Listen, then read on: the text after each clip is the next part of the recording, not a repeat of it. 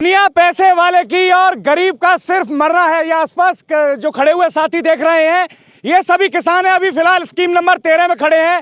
UIT ने कई साल पहले जमीन को अधिग्रहित कर लिया और उसके बाद में सिर्फ पैसे वालों के नाम पे पट्टे काटे जा रहे हैं। पीछे देख रहे हैं आप, करोड़ों रुपए का प्लांट, करोड़ों रुपए से छापा जा रहा है और तमाम हॉस्पिटल और जिन चीजों को जमीनें दे दी गई, लेकिन काश्तकार को अभी तक एक रुपया मुआवजा नहीं मिला है। धरने पे धरना, आंदोलन पे आंदोलन, बावजूद इसके कोई सुनवाई नहीं हो रही है। यूआईटी कंप्लीटली पूरी तरह से जनता के विरोध में काम कर रहा है। जहां किसानों की जमीनें पड़ी हैं उनको अधिग्रहित कर लेता है, कब्जा कर लेता है, मुआवजा 1 रुपया नहीं देता है। 50 केस मेरे पास में दिन भर फोन आते हैं इसी तरह के। उसी मामले में स्कीम नंबर 13 में भी उपस्थित है। आसपास सारे किसान हैं। इनकी जमीन पर अब यहाँ एक आदमी का प्लांट लगा हुआ है, किसी कंपनी का प्लांट लगा हुआ है।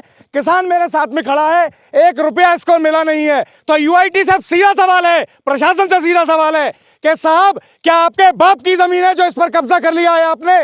किसान की जमीन है, मुआवजा क्यों नहीं देते हो? क्या पूरा मामला है गुरु? पूरा मामला समझाओ, कितनी जमीन पे कब्जा है और कितने किसान इन्वॉल्व हैं?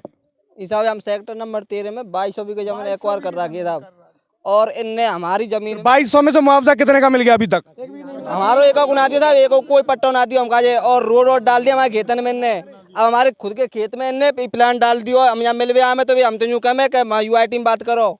यूआईटी में जामे तो यूँ कम है भाई, समय लगेगा तो है। तो हम कब तक इंतजार करें? तो है मंत्री साहब अंत मिले बिन्नो भी हमारो यही कही, और हमारे पास ना तो अनाज पैदा है और हमारे पास कोई रोजगार रखना है। तो आप लोग किसान हैं, आपकी जमीन थी, खेती कर रहे थे, आप लोगों ने यूआईटी का नाम लिख क्यों दी? दे क्यों दी फिर यूआईटी को? अरे आपने नागरिक साहब जबरदस्ती कब्जा किया है। जबरदस्ती यूआईटी ने कब्जा? जबरदस्ती कब्जा किया है। आप लोगों से कोई एनओसी वगैरह कुछ तो लिखित ली होगी यूआईटी ने?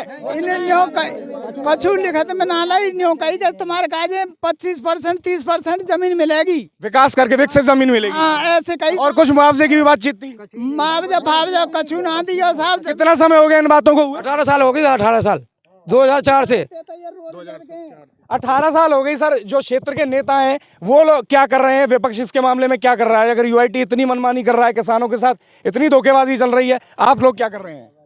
अभी 8 गांवों की पंचायत हुई थी झीलरा गांव में।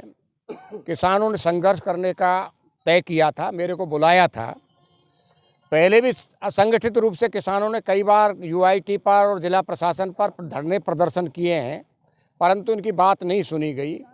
लगातार प्रभावशाली लोगों की ज़मीनें निकाली गईं, प्रभावशाली लोगों ने इनसे खरीदी गईं, एग्रीमेंट भी किए।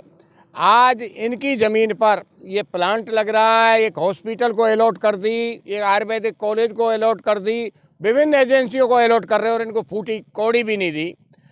तो इन लोगों ने तय किया है कि प्लांट को भी उखाड़ेंगे, और जो निर्माण होगा हमारी ज़मीन पर, जब तक हमको विधिवत रूप से पट्टे नहीं मिल जाएंगे, हमारी ज़मीन का मुआवजा नहीं मिल जाएगा, तब तक हम सरकार के खिलाफ जिहाद जारी। अच्छा, आप लोगों से मुआवजे की तो कोई बात हुई नहीं थी। 25% जमीन विकसित करके आपको देने की बात हुई थी। तो जब हॉस्पिटल, आयुर्वेदिक कॉलेज और इस तरह का प्लांट बना के जमीन को विकसित किया जा रहा है, तो फिर आप उसका इंतजार क्यों नहीं करते कि विकसित होकर मिल जाएगी? नहीं, जहाँ तक 2004 की ये स्कीम है, और ये स्कीम में से तकरीबन 500-600 बीघे जमीन जो प्रभावशाली लोगों उनकी छोड़ दी गई है। अब ये जो जमीन बची है ये गरीब किसानों की बची है।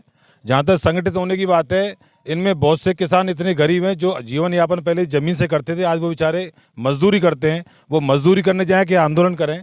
बड़ी विडंबना है यहाँ पे कि जब यूआईटी ने इनको मुआवजा नहीं दिया तो इनसे ज़मीन कैसे ले ली? ज़मीन आज भी नहीं की, इनका जीवन यापन साधन था।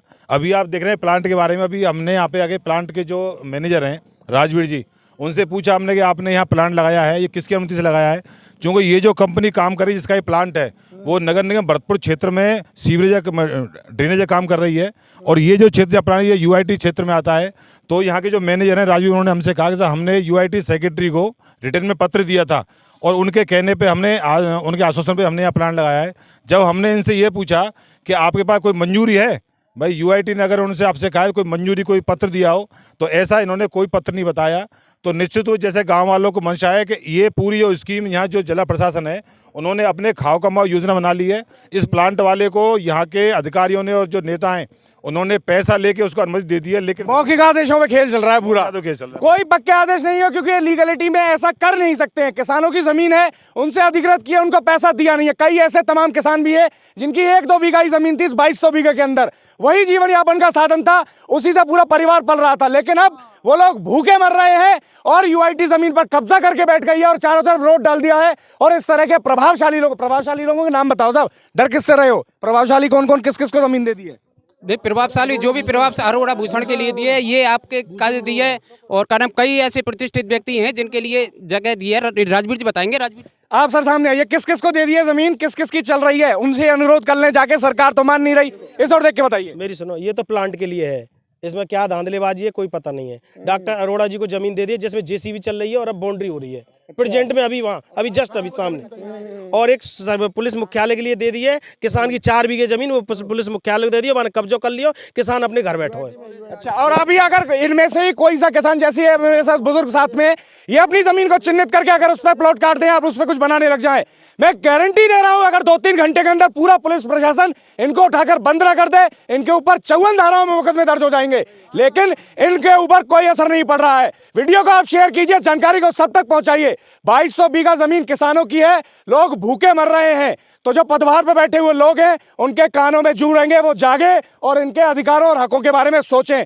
साथ ही साथ जो प्रायोजित तरीके से जो ट्रस्ट यूआईटी के अंदर बनना चाहिए, राजनीतिक नियुक्तियां होनी चाहिए, वो नहीं हो रही हैं। क्योंकि इस तरह से धांधलेबाजी कैसे चलेगी अगर और लोग भी पूरे माहौल में मीटिंग में जुड़ जाएंगे। अगर सहमत है मेरी बात से तो वीडियो को शेयर करें, कमेंट करके अपनी राय जरूर दीजिएगा। इन किसानों की समस्या को अपनी से समझिए, शेयर कीजिए, जानकारी को सब तक पहुंचाइए।